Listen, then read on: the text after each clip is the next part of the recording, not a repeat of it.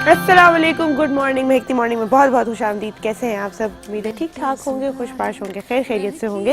इस वक्त अपने प्यारों के साथ बैठकर खुशी खुशी मेरा शो देख रहे होंगे। बड़े एक इंटरेस्टिंग सी जो चीज़ है वो मैंने कुछ अर्सा पहले देखी थी।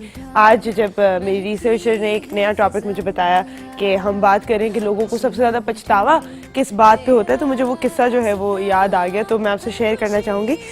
एक नर्स थी जो कि टर्मिनली इल पेशेंट्स होते हैं, जिनको लास्ट स्टेज कैंसर होता है या जिनके अभी बचने की कोई उम्मीद नहीं होती, तो उनको जो है एक हॉस्पिटल के एक वार्ड में जो है रखा जाता है और उनके साथ कुछ नर्सेज होती हैं। तो ये जो नर्स थी इसने बहुत अरसा जो है इसी तरह के बूढ़े और टर्मिनली इल पेशेंट्स के साथ जो है वो काम किया और वहाँ पे वो हर तरह के इंसान से मिली। बिजनेसमैन थे, बहुत सक्सेसफुल डॉक्टर्स थे, नॉर्मल लोग थे, आर्टिस्ट थे, कुछ गरीब लोग थे, बहुत सारे लोग थे जो वहाँ पर आते थे और वो उन्हें कहती थी कि आप मुझे बताएं कि आपकी ज़िंदगी में सबसे बड़ी रिग्रेट क्या है। तो बड़ा अजीब सा, मतलब हम जब सोचते हैं तो हम पूरी ज़िंदगी किस चीज़ में लगा देते हैं, बचपन से कि अच्छे नंबर आए, अच्छे कॉलेज में चले जाएं, उसके बाद अच्छी सी क्वालिफिकेशन आ जाए, अच्छी डिग्री आ जाए, फिर कोई अच्छी जॉब मिल जाए, फिर उस जॉब में बहुत सक्सेसफुल हो जाए, अच्छी जगह रिश्ता हो जाए, अच्छी शादी हो जाए, लड़की सेटल हो जाए, बच्चे जो है अच्छा पढ़ लिख जाए। तो यही हमारी जो है चंद ख्वाहिशात होती है। एक घर बना लें, एक गाड़ी हो जाए, एक जो है सिंपल लिविंग जो एक कहते हैं स्टैंडर्ड, यही हर किसी की ख्वाहिश होती है। लेकिन जब उसने ये रिसर्च की और बहुत सारे अरसे बाद उसने कुछ जो है कंपाइल किया कि सबसे ज़्यादा अफसोस किस बात का होता है लोगों को, तो उसमें जो सबसे नंबर 1 पे जो रिग्रेट थी वो ये थी कि काश मैंने जो है कम टाइम ज़िंदगी की भाग दौड़ में गुजारा होता और ज़्यादा टाइम जो है अपने प्यारों के साथ गुजारा होता। और उसको बड़ी हैरानगी हुई इस बात से कि जिस भी किस्म का वहाँ पर शख्स था, चाहे वो बहुत ही कामयाब थे अपनी ज़िंदगी में, बहुत कुछ कमा चुके थे, चाहे उन्होंने कुछ नहीं कमाया था, चाहे वो मैं कहूँगी मॉनेटरी वैल्यू उनकी बहुत ज़्यादा थी या नहीं थी, हर किसी की एक ही रिग्रेट थी, काश मैंने कम जो है परेशानियां उठाई होती। हर चीज़ की जो मैं इतनी टेंशन ले लेती थी या इतना टेंशन ले लेता कि अब क्या होगा, अब क्या होगा, एंड में सब कुछ हो जाता है। और वाकई जो हम बात करते हैं कि अल्लाह मालिक है, जो अल्लाह ताला चाहे वो होगा और जो वो ना चाहे वो कुछ भी नहीं हो सकता। तो काश कुछ काम जो है वो मैंने अल्लाह ताला पर ही छोड़ दिए होते, कम टेंशन ली होती, कम मैं पैसों के पीछे और कामयाबी के पीछे और दुनियावी चीज़ों के पीछे भागा होता या होती, और ज़्यादा जो है मैंने या तो अपनी आफ्टर लाइफ के बारे में सोचा होता और या मैंने अपनी फैमिली के साथ जो है जितना टाइम गुजार सकता या सकती वो किया होता। एक और बात जब उनसे पूछी गई कि अगर आपको आखिरी ख्वाहिश दी जाए कि आप क्या चाहेंगे, क्या चाहेंगी, तो सब ने यही कहा कि मैं चाहूँगा कि मैं इस दुनिया से अपने प्यारों के दरमियान जो है रुखसत हूँ और मेरे पास जो है मेरे सारे प्यारे हों। और हमारे यहाँ तो एक फैमिली सिस्टम है, हम तो बहुत लकी हैं कि हम लोगों के पास हमेशा बचपन से एक फैमिली होती है, फिर चाचे मामे फूफो जिनसे हम पूरी ज़िंदगी कभी कभी बड़े तंग भी होते हैं कि हर वक्त मेहमान आ जाते हैं, ईद के मौके पर भी जो है घर भर जाता है, ये हो जाता है, वो हो जाता है, लेकिन कुछ भी हो जाए हमारा पूरा ख़ानदान हमारे साथ होता है। बाहर मुल्क में ये ट्रेंड नहीं है, वहाँ पे जब 18 साल के होते हो तो आपको घरों से कहते हैं जाएं जी अब खुद कमाएं, खुद रहें। तो इस तरह के कुछ लोग थे जिनके ना बच्चे थे उनके पास, ना उनके पेरेंट्स थे, और वो अकेले ही इस दुनिया से रुखसत हो गए। तो इस दुनिया में मैं कहती हूँ एक पॉइंट बना लें कि जब भी किसी भी चीज़ के बारे में आप परेशान हो रहे हो तो उसका ये देखा करें कि इसका असर क्या मेरी सेहत पे हो रहा है, क्या मेरे रिश्तों पे हो रहा है, या मेरी अगली ज़िंदगी पे जो कब्र के बाद की जो ज़िंदगी है, मरने के बाद की ज़िंदगी है, उसमें जो है कोई इजाफा या कमी हो रही है। अगर इन 3 चीज़ों पे उसका फ़र्क नहीं पड़ता तो उसकी इतनी परेशानी ना लें कि आप बीमार पड़ जाएं या आपके रिश्ते ख़राब हो जाएं या फिर ऐसा कुछ हो जाए। तो ये एक जो है मैंने कहा मैं आपसे बात शेयर करती चलूँगी। आज मेरा आपसे सवाल भी यही है कि आपने मुझे कॉल करके बताना है कि आपका ज़िंदगी का सबसे बड़ा पछतावा क्या है। क्या ऐसी कोई बात जो रह गई हो अधूरी, जो आप पूरी करना चाहें, या जो है कुछ इस तरह की ख्वाहिशात हैं जो आपको लगता है कि अगर पूरी नहीं होंगी तो आपको आगे जाके पछतावा होगा। किसी को सॉरी बोलना हो, कोई किसी लोग बहुत अरसे से बात ना की हो किसी से, तो आप हमसे जो है बात कर सकते हैं इस बारे में। एक और बड़े मज़े की बात मैं आपको यहाँ पे बताती चलूँ कि एक एक्सपेरिमेंट कंडक्ट किया गया जहाँ पर लोगों से पूछा कि अगर आप एक फॉरेस्ट में जा रहे हैं और आपको एक टूटा हुआ प्याला मिल जाता है तो क्या आप उसको उठा के साथ चलेंगे या आप उसको उधर ही छोड़ देंगे। तो बहुत सारे लोगों ने कहा कि मतलब टूटा हुआ प्याले को मैंने क्या करना है उठा के कि मैं साथ जंगल में ले चलूं। तो उस एक्सपेरिमेंट में थोड़ा आगे जाके जो है अगर आपको बहुत ज़्यादा प्यास लग जाती है और आप एक जगह पे आते हैं जहाँ पर एक आबशार से पानी बह रहा है तो आप क्या करेंगे, किस तरह पिएंगे उसको। तो बहुत सारे लोग जिन्होंने ये कहा था कि हम जो है कप साथ नहीं लेके जाएंगे, उन्होंने कहा हम उधर ही पानी पी लेंगे। लेकिन जिन लोगों ने कहा था कि कोई बात नहीं, टूटा हुआ कप है, हम उसको साथ लेके जाएंगे, तो उन्होंने कहा हम थोड़ा सा पानी अपने साथ भी लेके जा सकते हैं। इससे हमें पता क्या चलता है कि आप किस तरह अपनी ज़िंदगी में अपॉर्चुनिटीज़ को देखते हैं। कभी कभी हमें लगता है ये तो ऐसी बात है शायद हमारे काम ना आए, तो हम छोड़ देते हैं और कहते हैं हर अपॉर्चुनिटी जिसका फ़ायदा ना उठाया जाए वो मिस ही होती है। तो छोटी छोटी चीज़ को एवैल्यूएट करें। कभी कभी जो चीज़ हमें नहीं लग रही होती इस काबिल कि उसको टेंशन देनी चाहिए, वही ज़िंदगी में काम आ जाती है। और सबसे ज़्यादा जो काम आने वाली चीज़ है वो रिश्ते हैं, तो रिश्तों का जो है पास हमेशा रखना चाहिए। आज के जो है गेस्ट में अनाउंस करते चलूँ कि हमारे साथ कौन होंगे। हमारे साथ होंगे AR ज़ैदी साहब जो कि क्रिकेट एनालिस्ट हैं। टेस्ट सीरीज़ चल रही है, क्रिकेट के फैंस जो हैं आज भी अपनी स्क्रीन से ग्लू हुए हुए होंगे। तो क्या होने लगा है, कुछ प्लेयर्स की बहुत अच्छी कारकर्दगी थी, आगे जाके जो है हमारी जो अभी टीम जो सक्सेसफुल रही है वही आगे जाके भी खेलेगी आज के क्रिकेट मैच में भी। तो क्या उम्मीदें हैं हमें अपनी टीम से, परफॉर्मेंस तो अच्छी लग ही रही है और आगे क्या होना है आज हम एनालाइज करेंगे हमारे एक्सपर्ट के साथ। हमारे साथ होंगी शेफ हिना जो कि हमें बनाना सिखाएंगी चिकन शावरमा। नाम हमने कितनी दफ़ा सुना है चिकन शावरमा का, मैं आपसे सवाल भी करूंगी कि कहाँ की डिश है, मुझे ज़रा बताइए आप।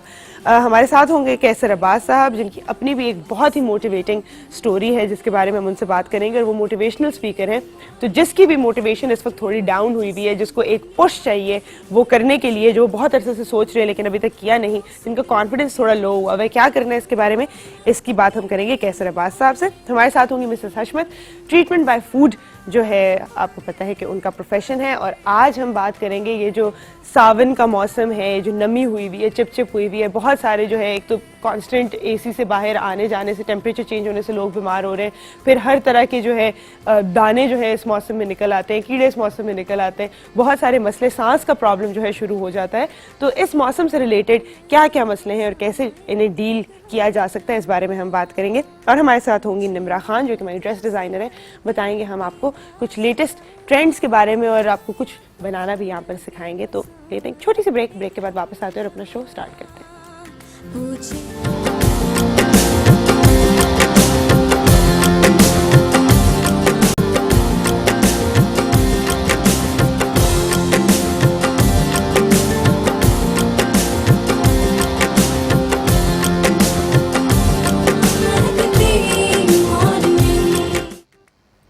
वेलकम बैक टू महकती मॉर्निंग। हमें यहाँ पर ज्वाइन किया है AR ज़ैदी साहब ने जो कि क्रिकेट कमेंटेटर है। 50 टेस्ट मैचेस जो है वो कवर कर चुके हैं। बहुत से रेडियो और टीवी प्रोग्राम्स पे आप इनकी कमेंट्री सुन भी चुके हैं, इन्हें देख भी चुके हैं, बहुत पसंद भी कर चुके हैं। और बहुत सी कंट्रीज़ में जैसे श्रीलंका, इंग्लैंड, ऑस्ट्रेलिया, शारजा जो है ये क्रिकेट के सिलसिले में जा चुके हैं। और आज हमें प्रिविलेज मिला है कि हमने उन्हें यहाँ पर दावत दी। अस्सलाम वालेकुम। वालेकुम अस्सलाम। कैसे हैं आप? बिल्कुल आपकी दुआ।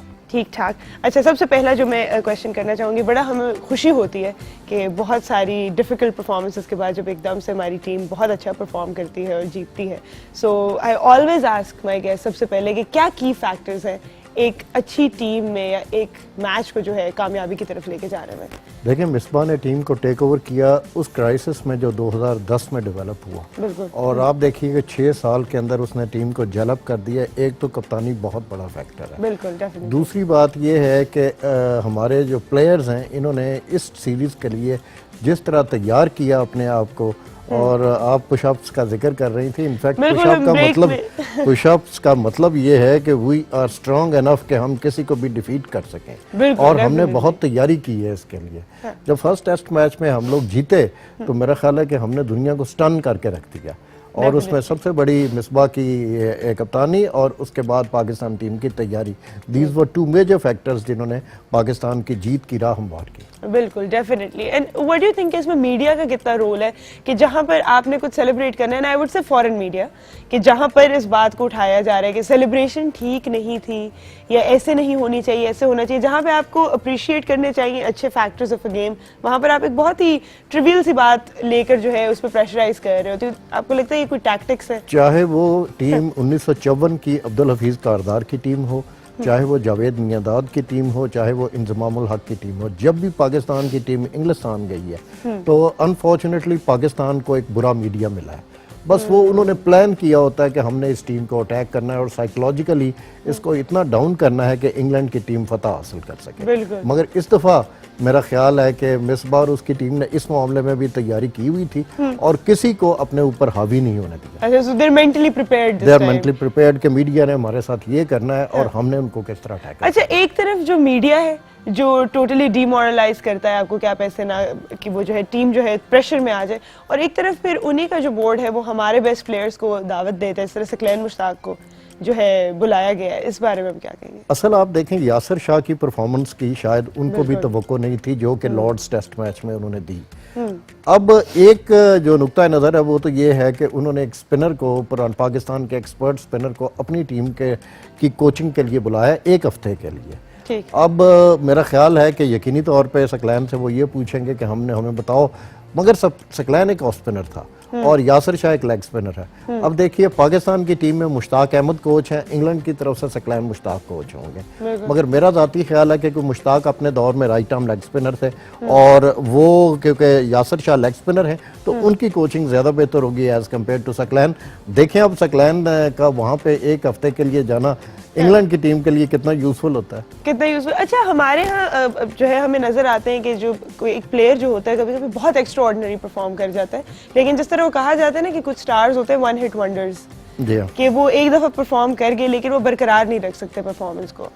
तो मगर आप ये देखिए कि मैं फर्ज करें इस स्टार को यासिर शाह के तौर पे लेते हैं, बिल्कुल देखें पिछले 2-3 साल से तो उसने अपने आप को मनवाया है और अब तो वो एक ऐसे वर्ल्ड रिकॉर्ड की तरफ जा रहा है जो मतलब 20 साल बाद अभी ये दोबारा अभी वो मेरा ख्याल तकरीबन 86 टेस्ट विकेट्स उसकी हो गई हैं और 100 विकेटें लेने वाला वो मेरा ख्याल है कम से कम टेस्ट मैचेस में वाला क्रिकेट की हिस्ट्री का बॉलर होगा। देखें क्रिकेट शुरू हुई 1876 में। अब देखिए अब तक Yasir Shah is leading the leg spinners जिन्होंने कम तरीन टेस्ट मैचों में विकेटें ली हैं। तो मेरा ख्याल है पाकिस्तान के लिए ये एक बहुत बड़ा एजाज होगा जो पाकिस्तान के इस स्टार ने के उसके हसूल के लिए वो आगे बढ़ रहा है। बिल्कुल।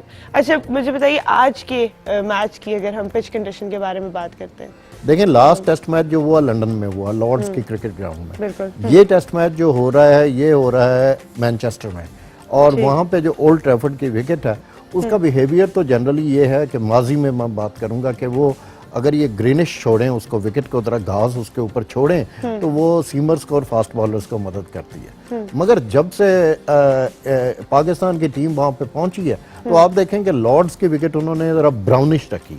ब्राउनिश विकेटें जो हैं वो हमारी एशियन विकेटों की तरह होती हैं, इंडिया पाकिस्तान श्रीलंका की विकेटों के, मगर उनको ये नहीं था पता कि यासिर शाह ने उनको इस तरह 10 आउट करके शिकस्त से 2-4 करना है। तो अब क्रिकेट के जितने पंडित्स हैं वो डबल माइंडेड हैं कि क्या जो ये मैनचेस्टर की विकेट है क्या इसको वो स्पिनर्स की विकेट रखेंगे या इसके ऊपर घास छोड़ेंगे।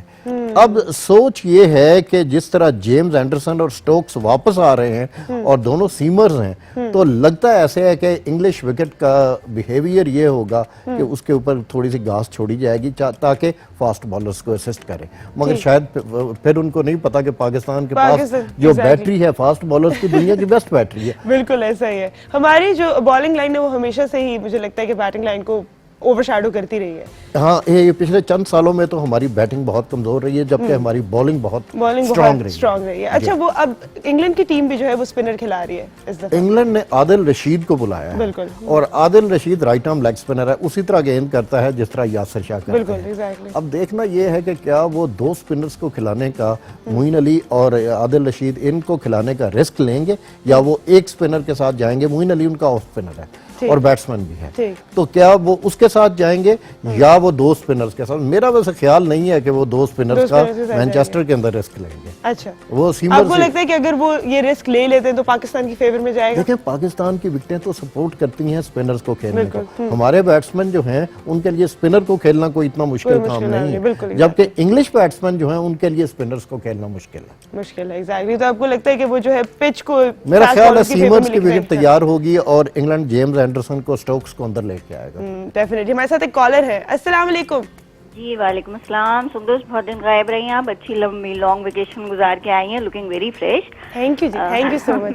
सबने पकड़ लिया है मुझे, है ना? हाँ, किसी को नहीं लगा मैं लाइव थी यहाँ पे। जैदी साहब से मैं 2 क्वेश्चंस करना चाहूंगी। जरूर जरूर जी। पहला तो ये कि मिसबा ने बहुत अच्छे तरीके से 5 साल टीम को लीड किया, सब कुछ किया, हमें बहुत सारे विन्स भी लेके दिए, लेकिन एक फैक्टर जो अपनी जगह रियलिटी है कि बहरहाल मिसबा की एज फैक्टर, तो मिसबा के बाद सेकंड कौन सा ऐसा देखते हैं, या मिसबा ने कोई ऐसा अपना सेकंड तैयार किया है जो इसके बाद इसी तरह को टीम को जेल इन करे? क्योंकि जब भी हम हारे हैं तो उसमें अगर 100% नहीं तो 50% इस चीज का जरूर हाथ था कि हमारी टीम यूनाइटेड नहीं थी, और जबकि हमारी टीम 20 करोड़ लोगों के अवाम को लीड कर रही है, तो उसको ये सोचना चाहिए कि पहली चीज जो है जिस पे वर्कअप होना चाहिए वो टीम की यूनियन और उनकी अंडरस्टैंडिंग होनी चाहिए।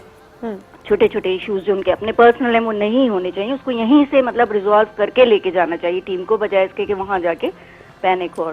और दूसरा सवाल मैं ये करना चाह रही हूँ कि हम हमेशा कोचेस के लिए बाहर क्यों देखते हैं, जबकि अभी देख लें रिसेंट मिसाल है कि सकलैन को उन्होंने बुलाया, जब हमारे पास इतने अच्छे मियादाद हैं, सकलैन है, मतलब यू नेम इट, वसीम है, बहुत सारे हमारे पास ऐसे क्रिकेटर्स हैं कि जो हमारी टीम को पॉलिश कर सकते हैं, जिनसे उनकी फ्रीक्वेंसी भी डेफिनेटली मैच करती होगी, जो उनको एंथुजियाज्म भी दे सकते होंगे और एक पैट्रियोटिज्म भी दे सकते होंगे, बताते होंगे कि हमने क्या जज्बा लेके या टीम में क्या स्ट्रेटेजी लेके या क्या यूनिटी लेके हम जाते थे, बेसिकली कह रहे कि हम अपनी टीम को क्यों नहीं कोच करते, यहाँ पर क्यों नहीं रहते, बाहर ये 2 सवाल मैं जरूर डेफिनेटली पूछना चाहूंगी। ठीक है, तो दोनों सवाल आपके हमने नोट कर लिए, बड़े इंटरेस्टिंग है। तो पहले सवाल से स्टार्ट करते हैं जो कि मैं हमेशा पूछती हूँ कि टीम के अंदर यूनिटी कौन सा तैयार किया जो कल को टेक ओवर कर सके। लेकिन 2 प्लेयर्स आप देखें, पहले तो ये नहीं होता था, मगर पिछले चंद सालों से टीम के साथ एक तो सरफराज को शामिल किया है, दूसरा आपने वनडे का कप्तान अजहर अली को बनाया है, तो दोनों जो हैं ये फ्यूचर के पाकिस्तान के कैप्टन हो सकते हैं। अनफॉर्चुनेटली हमारे यहाँ पे इस तरह का कोई सिस्टम नहीं रहा जिस तरह ऑस्ट्रेलिया के अंदर होता है कि वो 5 साल 10 साल पहले ही अपना फ्यूचर का कप्तान जो है उसको वाइस कैप्टन बना के किसी बड़े प्लेयर के अंडर खिलाते हैं, ग्रूम कर देते हैं, उसको ग्रूम करते हैं बाकायदा एक सिस्टम के तहत। फिर वो वहां पे जो शेफील्ड शील्ड होती है उसके अंदर भी कप्तानी कर रहा होता है, जो फर्स्ट क्लास क्रिकेट है उनकी, और वो बड़ी कंपेटिटिव क्रिकेट है, तो वहां पे भी उसको एक ट्रेनिंग का पूरा मतलब है कि मौका मिल जाता है एज ए कैप्टन। ऑस्ट्रेलिया में जितने कप्तान रहे हैं, देखें स्टीव वॉर रहा, गैटिंग रहा, उसके बाद अबीब के भी जो कप्तान हैं वो इसी तरह ग्रूम हुए हैं, और यही वजह है कि जब वो टेस्ट क्रिकेट में आते हैं तो उस वक्त वो मुकम्मल तौर पे तैयार होते हैं कि वो टीम के जो के साथ आगे बढ़ सके। और मुझे लगता है कि उस दौरानिए में जो है ये भी टीम का भी जो है एक माइंडसेट हो जाता है कि इसी ने लीड करना है और इसी को फॉलो करना है, so वो पॉलिटिक्स या वो जो आपस में एक होती है कि मुझे होना चाहिए या मुझे होना चाहिए, वो सवाल ही नहीं होता। exactly. दूसरा सवाल था कि जनाब पाकिस्तान की क्रिकेट टीम में मिसबा की उम्र का जनाब, देखें बात ये है 21 टेस्ट मैचेस वो आपके लिए जीत चुका है, सेंचुरी उसने की है लॉर्ड्स में, तो उम्र तो मेरा ख्याल है उसने पीछे फेंक दी, और वो he is leading from the front. ठीक है, जरा डिफेंसिव कप्तान है, पाकिस्तान के कप्तान हमेशा डिफेंसिव रहे हैं, मगर मिसबा उन डिफेंसिव कप्तानों में ऑफेंसिव कप्तान है, उसका एटीट्यूड ही है। हाउ सो देखें आप लॉर्ड्स का टेस्ट मैच देख लें, एक टाइम पे ये लग रहा था कि पाकिस्तान शायद ये मैच ना जीत सके, देखें उसने खुद सेंचुरी की, लेड फ्रॉम द फ्रंट, उसके बाद पाकिस्तान को 67 रन की लीड दिलवाई, और उसी लीड की वजह से हमने इतना अच्छा टारगेट दिया उनको कि हम मैच जीत सके। चौथी इनिंग्स में यासिर शाह ने और आमिर वगैरह ने इन सब ने मिलकर इंग्लैंड को ढेर कर दिया, तो ये उसकी कप्तानी एक फैक्टर है, और उसके नीचे पूरी टीम जो है वो यूनाइटेड है, जो बार बार यूनिटी की बात करे। अब बात करते हैं कोच की, जो उन्होंने जिक्र किया, मैं उनके साथ एग्री करता हूँ। लोकल कोच का एक सबसे बड़ा जो फायदा होता है वो ये है कम्युनिकेशन गैप नहीं होता। देखें हमारे क्रिकेटर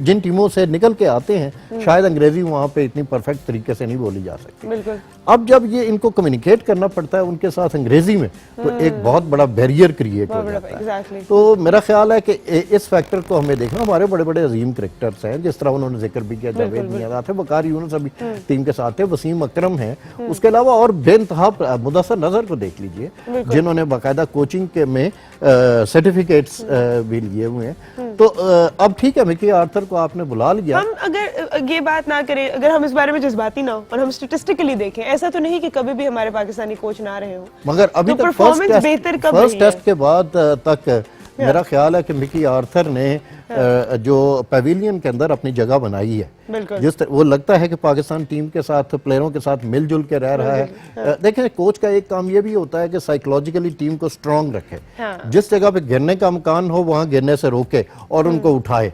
इसीलिए अब ऑस्ट्रेलियन वगैरह तो अपनी टीम के साथ एक साइकोलॉजिस्ट भी अलग रखते हैं। ठीक, जबरदस्त। वो हमें रखना चाहिए, वो हमें रखना चाहिए, एग्जैक्टली। अच्छा, आज के जो टेस्ट मैच है, जो नेक्स्ट टेस्ट मैच है, इसके बारे में अगर आप मुझे कुछ कमेंट्स दें या कोई प्रेडिक्शन जो देखें, मेरा अपना जाती ख्याल है कि आज के टेस्ट में मेरा एक क्रिटिसिज्म था पिछले टेस्ट की टीम की जो सिलेक्ट हुई थी उसके ऊपर के हमने 3 लेफ्ट आर्म फास्ट बॉलर खिलाए और हम वही जो है दोबारा टीम को आगे लेके चल रहे हैं। मेरा जाती ख्याल है कि हमारे पास जब वहाँ पे इमरान खान और सुहेल खान मौजूद हैं तो एक वेरिएशन क्रिएट करने के लिए बॉलिंग में एक लेफ्ट हैंड बॉलर को हम ड्रॉप करें और सुहेल खान को या इमरान खान को टीम के अंदर ले, थोड़ी प्रेडिक्टेबिलिटी भी खत्म करें। हाँ, उससे होता है, देखिए ये जो बैट्समैन होते हैं ना उनको जब दाएं और बाएं दोनों के अटैक मिलती है ना, राइट आर्म और लेफ्ट आर्म, तो वो थोड़े से कंफ्यूज होते हैं। और इंग्लिश बैट्समैनों को शायद हम एक राइट आर्म बॉलर को शामिल करके ज्यादा मतलब है ट्रबल उनके लिए क्रिएट कर सके, क्योंकि जब 3 लेफ्ट आर्म बॉलर गेंद कर रहे होते हैं तो एक ही जगह पे वो पिच कर रहे होते हैं, एक ही तरह की गेंद, तो जो बैट्समैन है उनके सेटल डाउन होने के चांसेस ज्यादा हो जाते हैं, प्रेडिक्टेबल हो जाती है, वो बड़े प्रेडिक्टेबल होते हैं। तो मेरा ख्याल है कि शायद एक चेंज ये हो कि राइट आर्म फास्ट बॉलर एक शामिल किया जाए। और ये विकेट देख के अब डिपेंड करता है, अगर मिसबा जिस वक्त टॉस करने जाएं और वहां पे उसको जरा टिंज ऑफ ग्रास मिले तो मेरा ख्याल है एक राइट आर्म बॉलर भी खेलना चाहिए। तो उम्मीदें हमारी जो है होप्स हाई मेरा तो पूरा ख्याल ये है कि देखें, पाकिस्तान 1-0 अप है, पाकिस्तान की टीम की कोशिश होगी कि इसको 2-0 किया जाए, क्योंकि एक बात ज़हन में रखें, अगर पाकिस्तान ये सीरीज 3-0 से जीतता है तो Pakistan will become number 1 nation in test cricket. इंशाल्लाह। तो हम सब की दुआएं जो है हमारी टीम के साथ है। Thank you so much Aziza, thank you for this wonderful analysis. Time एक छोटी सी ब्रेक के बाद वापस आते हैं। मेहदी मॉर्निंग में एक बार फिर खुश आमदीद। हमें यहाँ पर ज्वाइन किया है शेफ हिना ने। अस्सलाम वालेकुम। वालेकुम अस्सलाम, क्या हाल है आपका? मैं बिल्कुल ठीक हूँ। जब मुझे पता चला कि आज चिकन शर्मा बन रहा है तो सबसे पहले तो मैंने सोचा कि यहाँ पे वो बड़ी सी फायर वाली चीज है, इसके ऊपर ढेर सारा गोश्त पाइल अप हुआ होगा, फिर उसे यूं काट के जो है उसके लिए फिर कभी प्लान करेंगे ना शवरमा बनाएंगे। नहीं, हम उसको बगैर बनाएंगे ना। अब हम घर में मशीन कैसे लगा सकते हैं? हाँ, ये तो है। और हमारा घर पे दिल चाहे तो हम कैसे खाएंगे शवरमा? देख लें, आपको बाहर जाके कभी भी शवरमा नहीं खाना। हम चाहते हैं घर पे बनाएं, साफ सुथरा, अपने हाथों से अपने प्यारों को खिलाएं। जितना कुछ हमने आपको यहाँ पे बनाना सिखा दिया ना, किसी दिन सारे होटल वाले बाहर एहतजाज कर रहे होंगे कि यहाँ कोई नहीं आता। सच में ऐसा। अच्छा, मुझे बताइए, पकड़ के ये ना के बंद ही कर दे, ऐसा ना हो। हमारे पास यहाँ पे बड़ी प्यारी प्यारी बच्चियां बैठी, खवातीन बैठी, कोई मुझे बता सकते हैं शवरमा कहाँ की डिश है? इटली? वाह, किधर से, बहुत ऊपर से आई हो तुम्हें। इटली? कोई और बता सकता है? खाया था इटली में शवरमा जाके पिछली दफा? है नहीं? अच्छा, है ना, अभी बताएंगे। मुझे ये बात बड़ी इंटरेस्टिंग इसलिए लगती है क्योंकि आप दुनिया में बहुत डिफरेंट जगहों पे चले जाओ, और मुझे तो इत्तेफाक हुआ कि मैं अभी तक मुस्लिम ममालिक में गई हूँ, तो वहाँ पर जो है डिफरेंट किस्म का शवरमा होता है हर जगह का, और हर जगह जो उसको ओन करती है कि ये हमारा है, ये हमारा है। बिल्कुल, हालांकि ये आई थिंक सो ये लेबनीज है, बेसिकली लेबनान से है, अरब कंट्रीज से ना, और ये एक उनका फास्ट फूड कह लो आप। अच्छा, जैसे हमारे स्ट्रीट फूड है ना, उनका भी एक तरह से स्ट्रीट फूड है, मगर हम लोगों ने इसको बिल्कुल ही ऑपोजिट कर दिया है। मैं ऑपोजिट ही लाई हूँ, जो हम लोकल खाते हैं अपने इर्द गिर्द सराउंडिंग में, उनके जो है ना वो बिल्कुल फीका है। उसमें कोई स्पाइस ऐड नहीं करते, वो गार्लिक का इस्तेमाल करते हैं, कार्डमम पाउडर यूज करते हैं, मायोनीज यूज करते हैं, मगर जैसे हम यूज करने वाले हैं ये धड़ा मिर्च और ये चिली पाउडर, ये हमारे टेस्ट बर्ड्स के मुताबिक है ना, वो लोग ये यूज नहीं करते। अरबी इनसे दूर दूर तक जो ना बिल्कुल दूर है। तो हम इंग्रेडिएंट्स हाँ बिल्कुल स्टार्ट कर लेते हैं। इंतहाई इजी रेसिपी है, घर पे बना के रखें, घर वालों को खिलाएं, हर चीज मिल जाएगी मार्केट से, ऐसी चीज कोई भी नहीं जो ना मिलेगी। अच्छा, ये ब्रेड आप देख रही हैं, ये एक लोकल ब्रांड है, उसका एक पैकेट है, उसमें 4 हम क्या पीटा ब्रेड कहेंगे? पीटा ब्रेड कहते हैं, लेकिन मैं आपको बताऊं कि पीटा ब्रेड आप कहेंगे ना मार्केट में नहीं मिलेगी आपको। आप इसको शवारमा ब्रेड के नाम से कहने, तभी आपको जाके मिलेगी। वैसे जो है ना ओरिजिनली इसको हम पीटा ब्रेड कहते हैं। ये लोकल मार्केट में एक पैकेट मिलता है, उसमें 4 ये मिलती हैं, ये आप रखें। अगर ये नहीं मिलता तो उसका भी इजी मेरे पास है।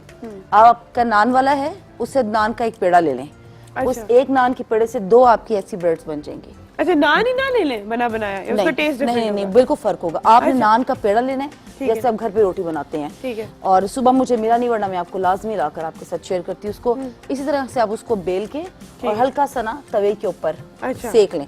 सेकेंगे इसी तरह हो जाएगा। फिर अच्छा, बाद पूरी में तरह हमने बस इसको- पकाना नहीं है उसको। पकाना नहीं, आपने इसको इसी तरह कच्चा पक्का रखना है। ठीक है, सेम यही कंडीशन हो जाएगी।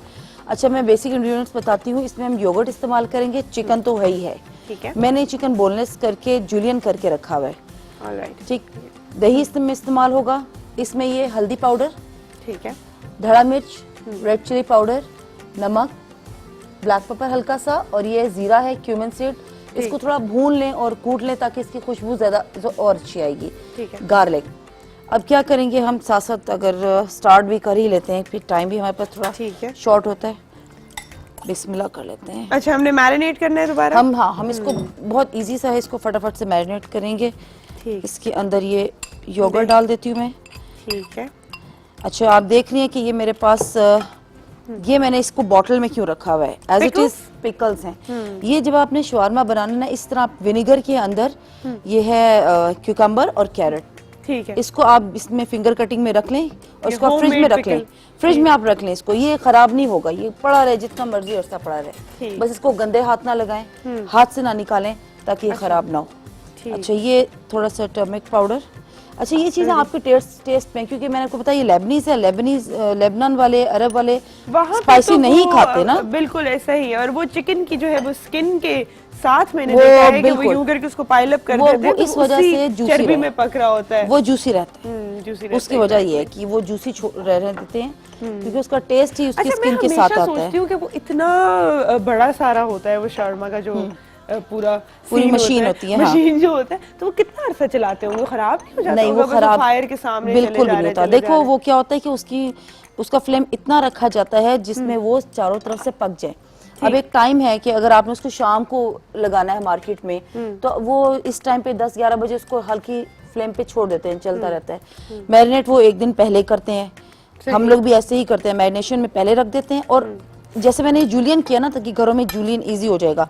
लेकिन वो होता क्या है कि आप उसको चिकन ब्रेस्ट को पूरा खोल के फ्लैट करके उसको आप इस मैरिनेशन में डिप करते हैं।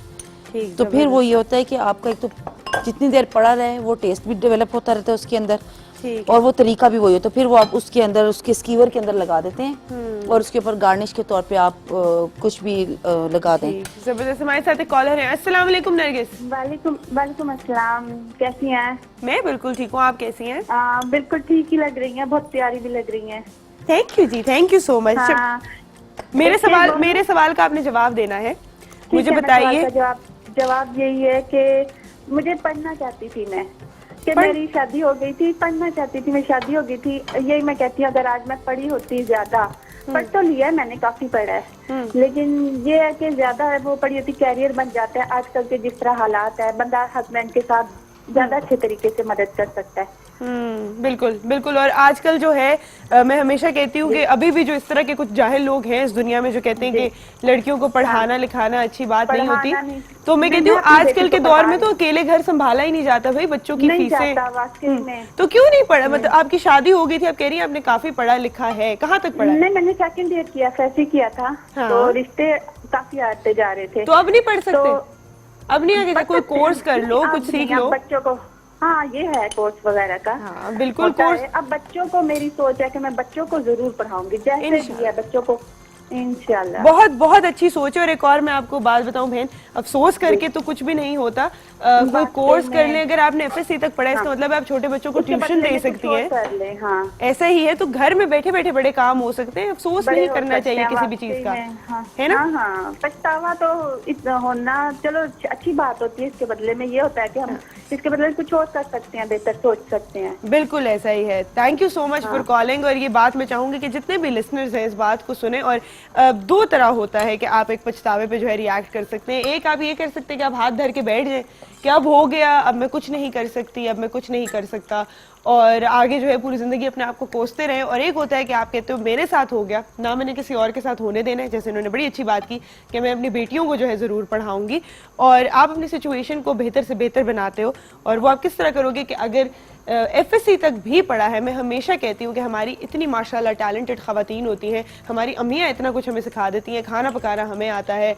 बहुत मुझे खुशी होती है जिनसे मैं बात करती हूँ कि छोटे छोटे जो है कपड़े बनाना ये सब कुछ आपको आता है, तो ये चीज़ आप सिखा सकते हो आगे, तो वाई नॉट। तो क्या हुआ कि अगर डिग्री नहीं मिली, आगे जाके बहुत सारे और टैलेंट हैं जो आप आगे भी सिखा सकते हो।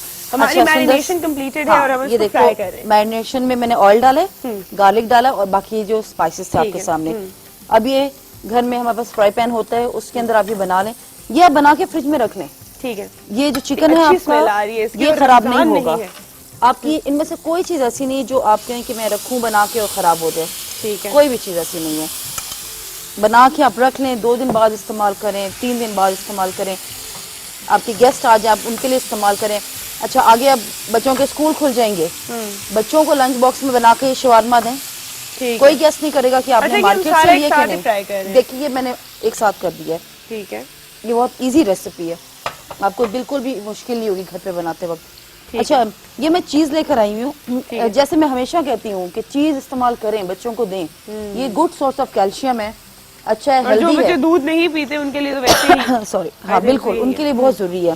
ठीक है, वैसे भी आपको हम जो है अपना शर्मा ब्रेड प्रिपेयर कर लेते हैं। ब्रेड प्रिपेयर करते हैं, उसके साथ साथ मैं आपको इसके अंदर जो सॉस लगाएंगे वो बता दूं। बेसिकली तहीना सॉस इसमें यूज होती है। ठीक है, अब हर घर में तहीना सॉस यूज नहीं हो सकती, आम लोकल जो हमारी लेडीज हैं वो नहीं ले सकती, कोई अफोर्ड भी नहीं कर सकता, कोई अफोर्ड भी नहीं कर सकता, क्योंकि वो बनती वो मैं तिल के पेस्ट से मैं कभी बनाना सिखाऊंगी किसी दिन इंशाल्लाह।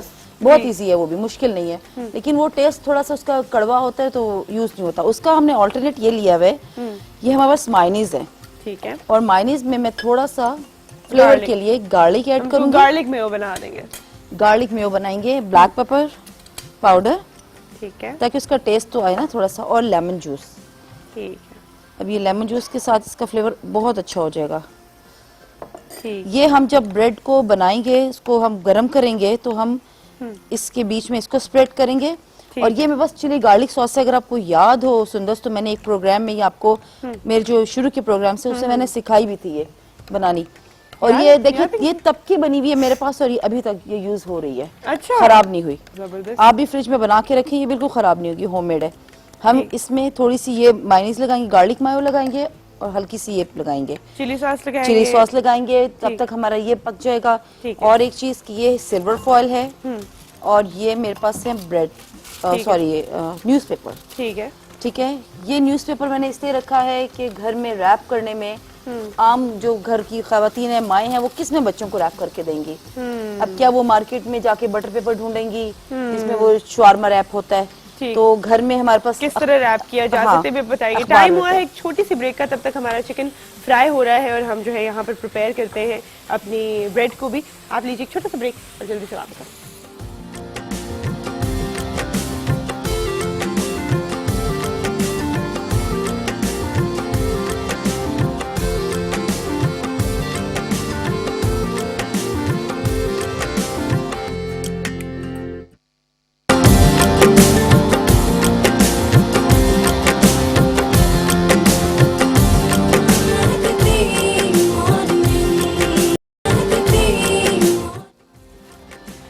मॉर्निंग में एक बार फिर खुशामदीद। हमारी रेसिपी जो है वो तैयार हो रही है और हम अब इसको जो है कंपाइल करने लगे हैं। बस ये डन हो गई है ना। मैं एक दफा दोबारा रिपीट कर दूं, मैंने आपको बताया था कि मैं आपको हमेशा कहती हूँ कि आपने किसी को कुछ विश करना है, बर्थडे विश करनी है, आपने घर में क्यूट सी कोई वीडियो बनाई है, या फिर जो हम आपको यहाँ पे रेसिपी सिखाते हैं उसको आप घर में दोबारा बनाते हैं, कोई इनोवेशन करते हैं, तो हमें उसकी वीडियो या पिक्चर जरूर भेजें।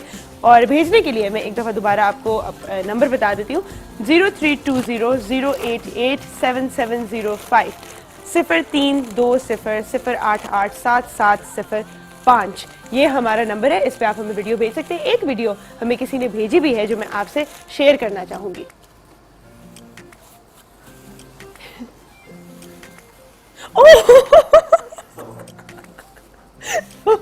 ये तो वीडियो मुझे लगता है कहीं इंटरनेट से आपने उठाई है। Thank you for sharing, it was very funny. लेकिन मैं चाहूंगी कि आप जो है इस तरह की हरकतें खुद ना करें, अपने आप को जख्मी ना करें, लेकिन अगर कहीं हो जाती है और आपके पास उसकी वीडियो है तो आप हमसे लोकल फनी वीडियोस जो है वो ज़रूर शेयर करें, अपनी ज़रूर शेयर करें। किसी को कुछ विश करना है और वीडियो शेयर करते हुए ये ज़रूर बताएं कि आप कौन हैं और आप कहाँ से हैं, ताकि हम सबको बता सके कि आप कितने फ़नी इंसान हैं। अच्छा आ जाए सुंदर, स्टार्ट कर लेते हैं। ये ब्रेड गरम हो चुकी है, इसको गरम जरूर करें क्योंकि वो तो उनने हाफ डन रखी हुई होती है। हाँ, वैसे भी वो हाफ डन रखते हैं। ये अभी मैंने आपको बताया गार्लिक मायो जो हमने बनाई थी आपके सामने भी, हल्का से ये स्प्रेड करें। अगर आप नहीं चाहते स्पाइसी इसको एक्स्ट्रा रखना तो ये आप इसको ओमिट कर दें, मत लगाएं, ठीक है। लेकिन अब यंगस्टर्स हैं वो जरा चटपटे पसंद करते हैं, ठीक, ये हो गया। अब ये मेरे पास पिकल है, इस पिकल को आप रख लें बना के। ये मैंने आज ही फ्रेश बनाया है, ठीक है। और अच्छा, हिना इसको हाथ से निकाल रही है क्योंकि उन्होंने ग्लव्स पहने हैं, इसीलिए निकाल रही हूँ। हाँ। ये आप प्लीज इसके अंदर गंद मत कीजिएगा। और इसलिए मैंने इसको रोल करने से पहले निकाला है, ठीक है। वरना ये आप अमूमन देखें तो ये ऊपर लगाते हैं इसके वेजिटेबल्स को। अब ये मेरे पास चिकन है। कितनी आसान सी रेसिपी है, तो आई थिंक सो बच्चों का लंच फेवरेट हो सकता है। फेवरेट लंच, माओ की टेंशन जो है ना वो इसमें बहुत कम हो जाएगी। बच्चे बाहर जाते हैं वो डेफिनेटली मांगते हैं, ये एक बाहर उनकी जो है ना एक फेवरेट डिश होती है। चीज है, चीज लगाएं, बच्चों को दें, खुद भी आपको अगर डाइट कॉन्शियस नहीं है तो जरूर चीज के साथ एंजॉय करें। लो फैट चीज तो बिल्कुल आराम से मिलती है। ये आपने रोल कर लिया इस तरीके से। अब मैंने आपको कहा कि ये मेरे पास दो चीजें हैं, एक न्यूज़पेपर और एक सिल्वर फॉइल, ठीक है। अब जिस तरह से आप ऑफिस में भेज रही हैं अपने हस्बैंड के साथ, इसको दे रही हैं पैक करके, या अपने बच्चों को दे रही हैं ताकि वो इजीली इसको खोल के खा लें, तो आपने इसको इस तरह रोल किया, इसके अंदर रखा। अच्छा, सिल्वर फॉइल का एक फायदा ये है, इसमें काफी देर तक गर्म रहेगा और ये ब्रेड आपकी जो है ना ये सॉफ्ट रहेगी, ठीक है। अब ये इजीली हो गया, अगर ठीक है, जबरदस्त रैप करके हमने आपको यहाँ पे रैप करके ये पूरा एक लंच बॉक्स आपका हम आपको वैसे भी बना के दिखा देते हैं। टाइम हुआ है एक छोटी सी ब्रेक का, यहाँ पे आपको बहुत सारे शामिल नजर आएंगे ब्रेक के बाद। थैंक यू सो मच, है ना, थैंक यू आप सो हमें मच, बहुत मजे मजे की चीजें बनाना सिखा रही हैं। आपका बहुत शुक्रिया, thank you so much. Time हुआ एक छोटी सी ब्रेक का, ब्रेक के बाद वापस आते हैं और बात करेंगे कॉन्फिडेंस बूस्टर्स की। जिन लोगों का कॉन्फिडेंस थोड़ा लो है, किस तरह उसको बूस्ट करना है, क्या क्या स्ट्रैटेजीज आप अपनी जिंदगी में अपना सकते हैं ज्यादा कामयाब होने के लिए। एक छोटी सी ब्रेक के बाद कैसर अब्बास के साथ, छोटी सी ब्रेक के बाद।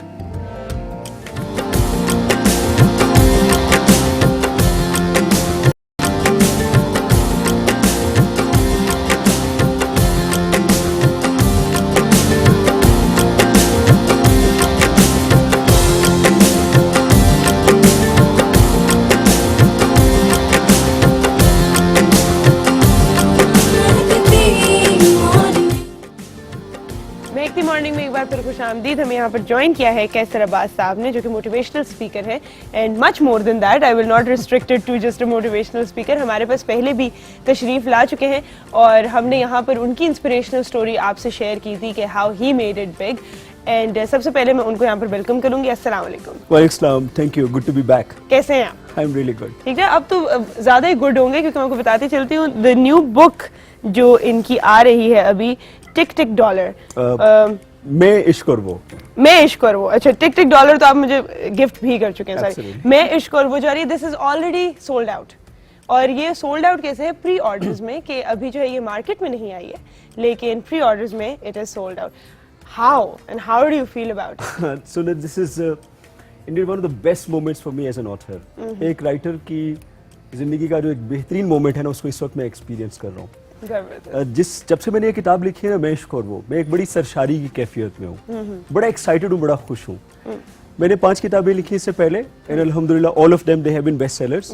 बट इस किताब के साथ वो हुआ जो इससे पहले कभी किसी के साथ नहीं हुआ था। मीनिंग के अभी मार्केट में हमने इसको लॉन्च नहीं किया था और पहला एडिशन एडवांस में ही सेल हो गया। और इसका क्रेडिट जाता है हमारी टीम पॉसिबिलिटीज को। इन लोगों ने एक प्री ऑर्डरिंग का एक कैंपेन रन किया। सोशल मीडिया की आजकल आपको एक बड़ी पावर है। वी स्टार्टेड गेटिंग ऑर्डर्स, और जो पहला ही ऑर्डर हमें आया किसी इदारे ने दिया, इट वाज फॉर 1500 बुक्स। अच्छा, तो उसके बाद तो हमारी टीम जो थी ना, इट वेंट टोटली अनस्टॉपेबल। ठीक, जबरदस्त। इस बार जो एक और इंटरेस्टिंग बात हुई वो ये है कि मेरे दोस्त आमतौर पे मुझसे फ्री में कॉपी मांगते हैं। तो इस बार मेरे दोस्तों ने भी मेरी किताब खरीदी है। अच्छा, मेरे दोस्त हैं, कितने अच्छे दोस्त हैं काजी काजम अली साहब मेरे एक दोस्त, उन्होंने मुझसे 150 किताबें मंगवाई। अच्छा और वो आजकल क्या करते हैं, जहाँ जाते हैं मीटिंग्स में जाते हैं, किसी से मिलते हैं तो गिफ्ट के तौर पे ये किताब भी प्रेजेंट करते हैं। अच्छा तो हम सजेस्ट कर रहे हैं कि इस किताब को हम गिफ्ट परचेज के तौर पे लोगों में इंट्रोड्यूस करें। और इसकी इसलिए भी मुझे बहुत ज़्यादा खुशी है और मैं सरशारी की कैफियत में हूँ, बिकॉज मेरी किताबों की सारी इनकम जो है वो अंडर प्रिविलेज्ड बच्चों की तालीम पे खर्च होती है। क्या बात है, जबरदस्त। तो That's जितनी amazing. किताबें ज़्यादा बिकेंगी जी उतना जो है उनकी भी हेल्प होगी। जबरदस्त जबरदस्त। अच्छा हम आज जो बात करें, कंग्रेचुलेशंस कंग्रेचुलेशंस। मैं भी शायद आपसे खरीद लूँ ये किताब अगर आपके पास कोई कॉपी बची है तो। बात हम कर रहे हैं कॉन्फिडेंस की आज, and I think it's a की फैक्टर इन लाइफ, हर चीज़ में, चाहे आप जॉब में हैं या आप पढ़ रहे हैं या आपकी कोई मैरिटल सिचुएशन है, कॉन्फिडेंस इज की इन एवरीथिंग। तो किस तरह आप इसको इवैल्यूएट करते हैं, how important is confidence? Confidence obviously is very important. जिंदगी में आप जो भी करना चाह रहे होते हैं उसको करने के लिए आप अपना काम करें, यू नीड कॉन्फिडेंस। ये लोग कैमरा पे खड़े हैं, ही नीड्स कॉन्फिडेंस। जो शेफिना अभी कुछ पका रही है, she needs confidence. Exactly. Class में टीचर को कॉन्फिडेंस चाहिए, हत्ता के जो वैगन का कंडक्टर है उसको भी आवाज लगाने के लिए कॉन्फिडेंस चाहिए। बिल्कुल ऐसा। और जो लोग यहाँ पे सुन रहे हैं मुझे, बहुत अर्सा पहले जब मैं कॉलेज में नया नया गया था तो मुझे शौक चढ़ा कि मैं कुछ ना कुछ करके दिखाऊंगा। मैंने बड़ी और जॉब्स की, सबको पता है। ठीक। तो उनमें से एक जॉब है जो बस कंडक्टर की जॉब थी।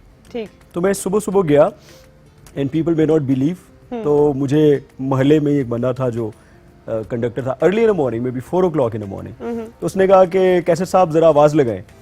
लाहौर की तो मुझसे नहीं लगी थी। अच्छा। तो उन्होंने इमीडिएटली मुझे रिजेक्ट किया। अच्छा। बिकॉज वो जो एक कॉन्फिडेंस चाहिए होता है वो आवाज लगाने के लिए, उस वक्त मुझ में परहैप्स वो कॉन्फिडेंस भी मौजूद नहीं था। एट द सेम टाइम ये अंडरस्टैंड करने की जरूरत है कि हम सब लोग ही कॉन्फिडेंट हैं। ये जो हम It's समझते inbuilt हैं, है हम सब में। हम कहते हैं कि मुझे कॉन्फिडेंट होना है और मुझ में कॉन्फिडेंस नहीं है, गलत स्टेटमेंट है। और मैं ये बड़ी जिम्मेदारी से कह रहा हूँ, because I am a psychologist. अच्छा। यहाँ पे जितने लोग भी इस वक्त हमारा प्रोग्राम देख रहे हैं, क्या जब वो अपने घर में बैठे इस वक्त अपने बहन भाइयों से बात करते हैं, अपने माँ बाप से बात करते हैं, क्या ये कॉन्फिडेंट नहीं होते? बिल्कुल।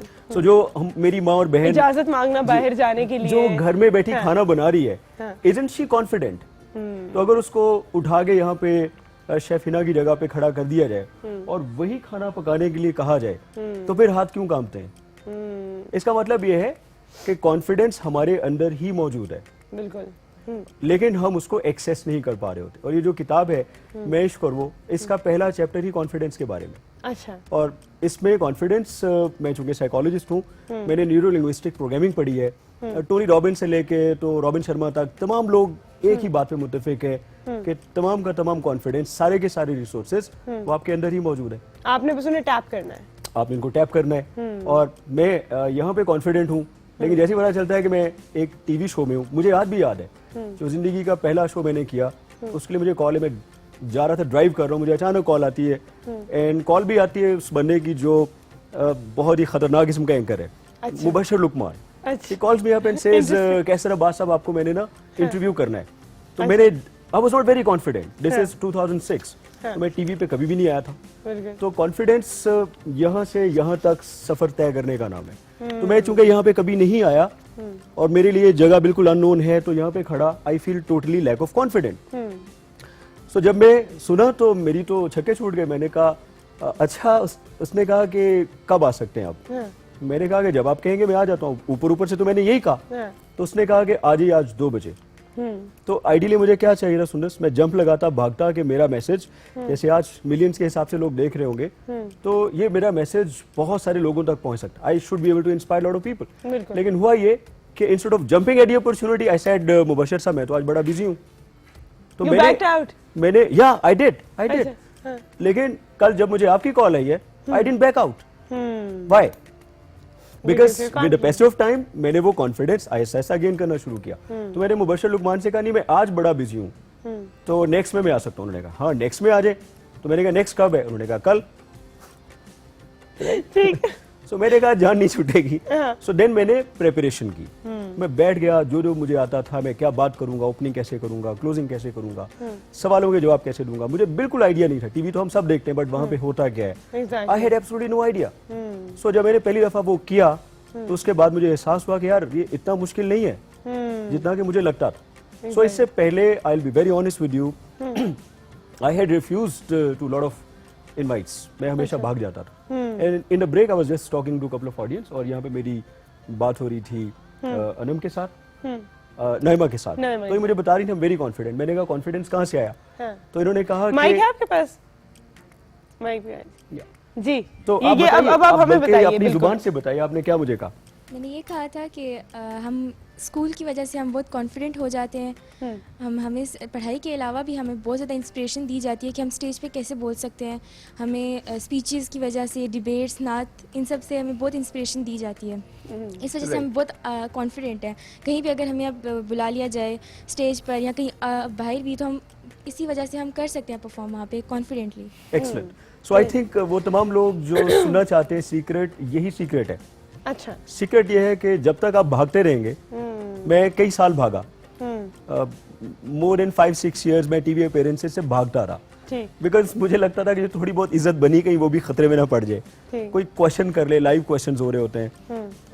मुझे दुनिया टीवी ने एक दफा इनवाइट किया लाइव मॉर्निंग शो में, मुबशर लुकमान का फिर भी वो रिकॉर्डेड था, और रिकॉर्डिंग के आधे घंटे के बाद वो चल रहा है, वाज ऑलमोस्ट लाइव, बट वो तो बिल्कुल लाइव था। और मैं अभी कल मैं एक बहुत बड़े बैंक के टॉप मैनेजर्स को ट्रेन कर रहा था, और मेरी एक टेक्निक होती है कॉन्फिडेंस बिल्ड करने की, जो मैं सबको सिखाता हूँ। मैं सबसे कहता हूँ कि प्लीज मेक अ फेस्ट, और जो लोग देख रहे हैं वो भी प्लीज, आप सब लोग भी कर सकते हैं, जरा जोर से मुक्का बनाइए, बनाइए जोर से, और अपने साथ वाले को लगा दीजिए। ठीक है। इंटरनेशनल बड़ी बड़ी कंपनीज के सीईओ से लेके छोटे बच्चे जो प्राइमरी स्कूल्स में वॉललेस, रूफलेस स्कूलों में पढ़ते हैं, उन बच्चों को एग्जैक्टली यही टेक्निक सिखाता हूँ। अच्छा। सो प्लीज आप लोग फिस्ट बनाइए, जरा मुक्का जोर से भींचिए जरा इसको।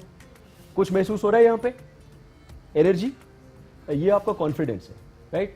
तो फिर मैं उनसे टेक्निक ये शेयर करता हूँ जो मैं खुद बहुत सालों से इस्तेमाल कर रहा हूँ। तो आप इसको उठा के अपने आप से पूछते हैं, आप कहते हैं Kaiser Abbas are you ready?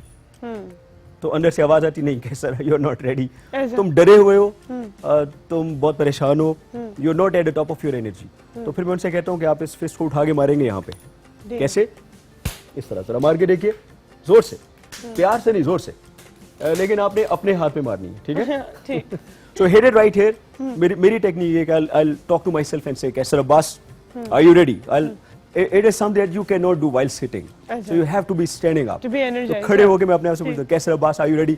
अंदर से आवाज आती, नहीं you are not ready कैसर अब्बास। तुम्हारे सामने 100 टॉप कंपनीज के ग्लोबल सीईओज बैठे, और तुम अपने आप को इनएडिक्वेट समझ रहे हो उनके मुकाबले में। तो मैं बैक स्टेज अपने आप को कहता हूँ, कैसर अब्बास, are you ready? आवाज आती, नहीं you are not ready. And then I hit it right here and say, yes I am ready. कुछ नहीं होता। Then I say it again, yes I am ready. और फिर कुछ नहीं होता, फिर I say, yes I am ready. And I continue to do it over and over again. And I say, are you ready? And people say, yes I am ready. So मैंने ये thousands के हिसाब से audience के साथ किया है। अच्छा। मेरे ऑडियंस में And you 2,000 start लोग भी believing होते it. हैं। कि when आपकी you- स्टेट चेंज हो जाती है। हाँ, आप जब बार-बार कहते हो कि I'm ready, so you start believing it. Confidence सुंदर इज अबाउट योर स्टेट, ठीक है? तो आपकी इस वक्त जिस स्टेट में आप हैं, you are feeling confident, isn't it? Yeah. तो देयर आर स्टेट्स जहां But it पे, takes time. I think it takes time. जिन स्टेट्स के अंदर, like if you are in a state of depression, if you are in a state of anxiety, in a state of fear, उसमें आप confident नहीं होते। तो all you have to do is you got to change your state. Yeah, but मैं आप लोगों से भी ये बात शेयर करती हूँ कि I had stage fright for the longest time in my life. और ऐसा नहीं था कि मैं confident नहीं थी, मतलब आपको लगता है कि you're confident, आप जाके बात भी कर लेते हो, very outspoken, और जब तक preparations हो रही है, सब कुछ हो रहा है, आपको लगता है सब ठीक है। In the moment आप स्टेज के ऊपर जाते थे तो बिल्कुल फ्रीज हो जाती थी। मैंने बात पहले भी शेयर की थी कि मेरी जिंदगी की पहली स्पीच थी कायदे आजम वहाँ पे, और मैंने वहाँ जाके जो है मैं इतनी प्रिपेयर्ड, पूरी रात में घर में जोर जोर से स्पीच जो है रिवाइज कर रही हूँ, अम्मी के सामने, अब्बू के सामने, शाबाशी मिल रही है। और जब मैं स्टेज पे गई हूँ, मैंने जस्ट हेलो किया है लेडीज एंड जेंटलमैन, और उसके बाद मैं फ्रीज हो गई। एंड आई फ्रोज कि मुझे आके जो है टीचर को यूं उठा के ना स्टेज से लेके जाना पड़ा था। And now I am here in front of you, but it took a lot of time कि वो जो एक मस्टर करते हो एंड देन यू अल्टीमेटली। और सुंदर सा तरीका यही है कि आपने भागना नहीं है, भागना नहीं, you have to keep भागना doing it, सबसे आसान है। बार-बार, exactly. भागना सबसे आसान है, बट आप एक दफा करते हैं तो इट बिल्ड्स योर कॉन्फिडेंस, और जब आप दूसरी दफा करते हैं तो उतना फियर महसूस नहीं होता जितना कि पहली दफा हुआ था। और मैं तो ये कहता हूँ, देयर इज अ टेक्निक, मैंने इसको इन्वेंट नहीं किया, मैंने डिस्कवर किया। टेक्निक कहती है कि fake it until you make it. Right? So मैं क्या करता था, मैं आईने के सामने खड़ा होकर अपने आप को टोनी रॉबिन्स की तरह उसकी तरह बोलता था, और बाकी जब मैं स्टेज पे जाता था तो वो सब ठुस हो जाता था। जो एक स्पीकर के साथ स्टेज पे कभी भी हो सकता है, सुनस मेरे साथ वो सब कुछ हुआ है राइट लेकिन अल्लाह ताला ने मुझे तौफीक दी, आई डिडंट गिव अप, और आज मैं बड़े आराम से जाता हूँ एंड आई एम अल्हम्दुलिल्लाह able to inspire lot of people. So आपको आपके सामने दो रास्ते होते हैं, एक आप अपने खौफ के ऊपर फोकस करें, जो चीज़ आपको डरा रही है आप उसको तवज्जो देते रहें, दूसरा है आप अपने ड्रीम पे तवज्जो देते रहे कि ना दें, जो चीज डरा रही है उसके बारे में सोचे कि नहीं। हाँ, ऑप्शन ये ना कि मैं इधर बाहर बैठा सोचता रहूं कि यार अभी मेरे साथ तो बहुत बुरा होना है, मैं वहीं से भाग जाऊं, इस शो में आने से पहले निकल जाऊं। दूसरा ये है कि मैं ये सोचूं कि मेरा ख्वाब क्या है, और ये शो, ये स्पीच, ये एग्जाम, ये इंटरव्यू, ये प्रेजेंटेशन मुझे मेरे उस ड्रीम से कितना करीब लेके जा सकती है। तो फिर आपने ये सोचना है कि मेरे लिए इंपॉर्टेंट क्या है, मेरा ड्रीम या मेरा खौफ। बिल्कुल। तो अगर खौफ इंपॉर्टेंट है तो उसको तवज्जो दे, उसकी बात माने, और अगर ड्रीम इंपॉर्टेंट है तो फिर अपने ड्रीम की बात सुने। बिल्कुल। इसके पीछे साइंस भी है थोड़ी सी, जो आपने सारी बात की कि आपके दिमाग के दो सेंटर्स होते हैं, जैसे मैंने पहले भी एक दफा शायद डिस्कस किया था ये, एक आपका होता है सबकॉन्शियस माइंड और एक आपका होता है कॉन्शियस माइंड, जो एक्टिवली डिसीजंस ले रहा होता है। तो और इन दोनों की रिएक्शन के अंदर जो है 10 सेकंड का गैप होता है। जो आपका जो सबकॉन्शियस माइंड होता है, जो इनवॉलंटरी रिएक्ट करता है, वो फौरन करता है, बहुत जल्दी करता है, और जो कॉन्शियस माइंड होता है उसको जरा टाइम लगता है रिएक्ट करने में। तो इसीलिए जब भी आप किसी भी सिचुएशन में जाते हैं तो आपका कॉन्शियस माइंड ये कह रहा होता है कि कॉन्फिडेंट आप कर सकते हो, लेकिन बिकॉज आपके जो सारे फियर्स हैं वो टेक ओवर कर लेते हैं, आपका instant reaction is banking up. तो देयर इज दिस पर्सन, ये मैंने किसी टेड टॉक पे देखा था, जिसने ये बताया था कि अगर आप वो 10 सेकंड का गैप मास्टर कर लो, कि you don't let your fears take over, तो जिंदगी बड़ी आसान हो जाती है। But like you said, practice makes perfect and you have to fake it till you make it. तो कीप डूइंग दैट। टाइम एक छोटी सी ब्रेक का, ब्रेक के बाद हम वापस आते हैं और कंटिन्यू करते हैं गुफ्तगू।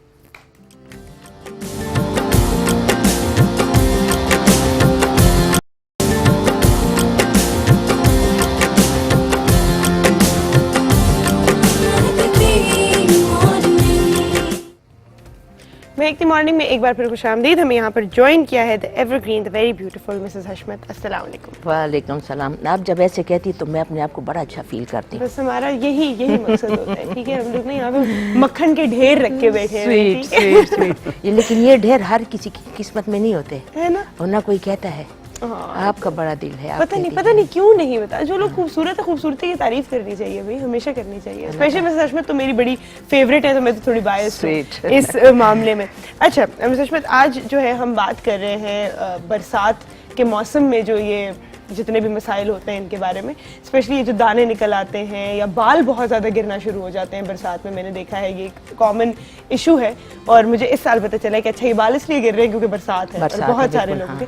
तो ये क्यों होता है, किस तरह रोका जा सकते हैं, डिफरेंट इशूज़ के बारे में बात करेंगे। सबसे पहले हमें एक मैसेज आया है जो पूछना चाह रही हैं हमसे ज़ेबुन्निसा कि बाल सफ़ेद हो रहे हैं और मेरी उम्र जो है 30 साल है, तो मैं क्या करूँ।